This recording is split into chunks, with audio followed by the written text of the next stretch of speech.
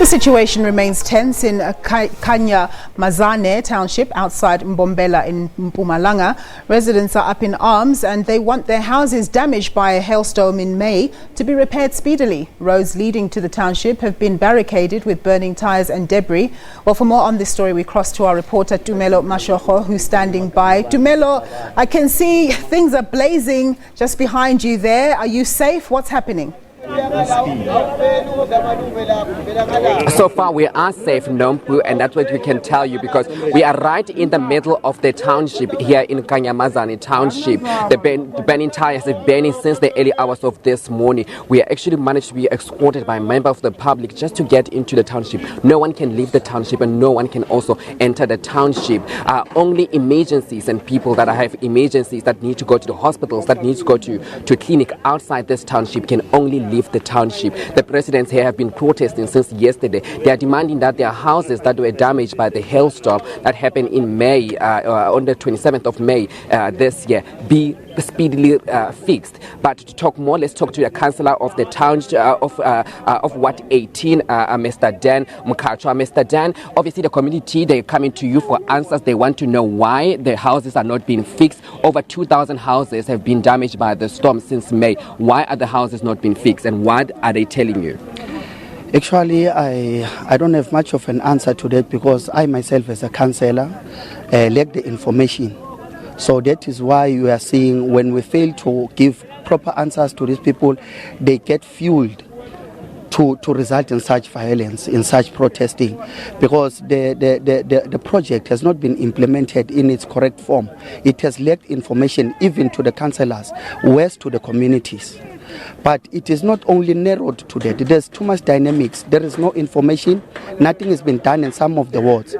And according to hearsay data are springing from now, is that we are hearing from national TV when there's a response from Human Settlement that money has been paid, there is money available over 95 million, and the project is supposed to have reached its ending in September. So it brings the confusion of the people because from time to time when they lack information, some people will take advantage. They will get sources of information that will give them different views to is the project still going to be implemented as such. These people are sleeping on pretty much on the outdoors because their houses are covered by tents, and some of them the houses have been completely the roof have been completely removed, but there's nothing being done. But what is the alternative for those people? Where should those people live now? We have found that difficult. That's why I'm saying, you see, when something is communicated, then there is a plan. There are houses that are demolished. Those people are not given temporary structures or as form of shelter. These people are sleeping under tents. The tents, when they cook, when it heats up, it starts raining itself. So now these people are frustrated. There are houses that the roofs were removed 2 months back. Nothing has been done. They are not attended. And we are trying as councillors to search for information. And yet we are not getting any information from anybody.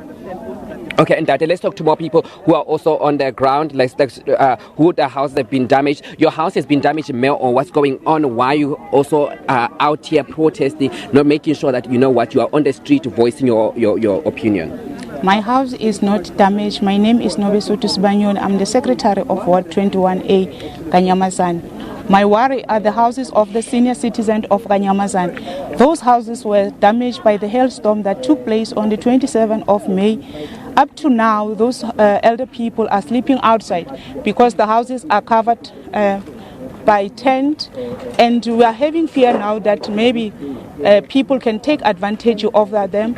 And also as branches of KaNyamazane, we want the ANC regional, provincially, to take us into cognizance because we want the audit reports from all the branches that have been audited. We also want the recognition of the business people of KaNyamazane that they must get preference in and around KaNyamazane. We don't want to see people that are coming outside.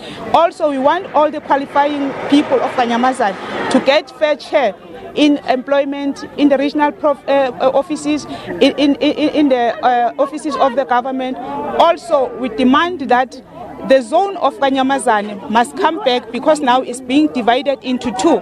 which is Tewane North and KaNyamazane. We also want the roads, because this road of KaNyamazane was not damaged, but there was a contractor that was given a tender to run this road. But up to so far, the drainage system is not working very well. So we want an audit that's going to tell us exactly how much was utilized here, because our road before was better, but now we're living in a very depleted road. Thank you so much. The police have just arrived. The police left earlier on, but now the police have just arrived. I'm just going to let Thabo zoom into the police. Now it seems like the police again, they are also leaving, but the situation here is getting very, very tense. The community are still blockading the road. They're still putting debris on the road. They're still burning tires here. Nompu, it's very, very tense because the police just came in and they also left. But it's very, very tense. You can see the debris that are burning here. It's actually quite sad because this road looks very, very new. But the people here, they're angry. They want the government to do something with their houses, and everywhere you go in this township is barricaded. You can't get into the township. You can't leave the township.